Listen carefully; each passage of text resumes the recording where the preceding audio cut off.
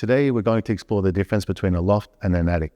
In Japanese, a loft is known as a rofto, or an attic is known as a yanegurabeya or a grenier. One important thing to note about any of these spaces is that by regulation, they cannot be more than 1.4 meters high. So what this means is you cannot really use it as its own standalone bedroom or living space. At 1.4 meters is about the height of a small child. So as an adult, you may be able to sit there, but you can't really stand or be comfortable in that space or to use it as a regular room. So today we're starting at this beautiful house in Meguro in Tokyo, which features a loft. So as you can see, this is a spacious and bright living area. Right above us is a loft space. This particular loft is accessed by a ladder, which can be a bit heavy and not easy for children or senior citizens to move. Lofts are usually open to the main living area below, making them feel more integrated with the rest of the house. They can be used as a kid's play space or a sleeping area, but quite commonly for storage. Especially in Tokyo, where lofts are very small, they tend to be used primarily for storage.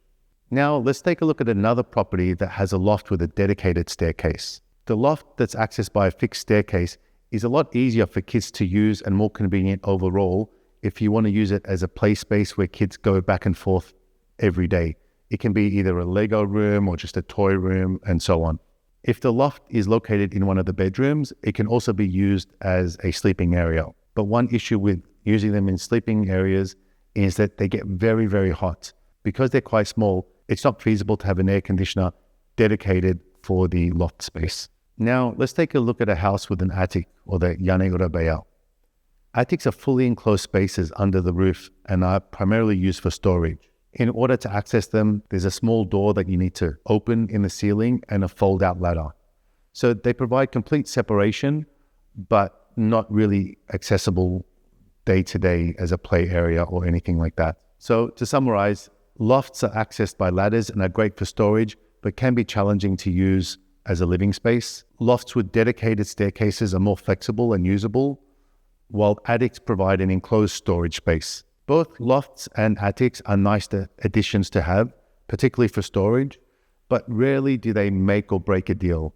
In my 9 years of doing real estate, I've never had a client actually decide on a house based on it having an attic or a loft.